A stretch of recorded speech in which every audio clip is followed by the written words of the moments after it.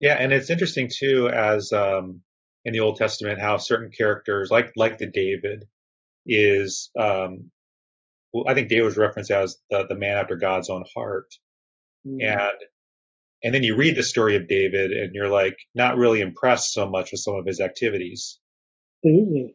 That's right. I mean, massacres, adultery and murder come over too well, really. Hmm. That's right. It's a very strange thing that the narrative voice in the Bible tells you that David is a man after God's own heart, but the actual narrative that the voice relates gives you a very much more ambiguous figure than that. Whereas Saul, whom the narrator runs down, appears in quite a good light actually as someone who's doing his best.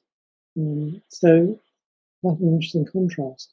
I mean, reading the stories of Saul and David in First Samuel and Second Samuel in some ways is like reading a modern novel where you've got characters who are very mixed in their personal characteristics and are not at all black and white figures, but are complicated. That's right.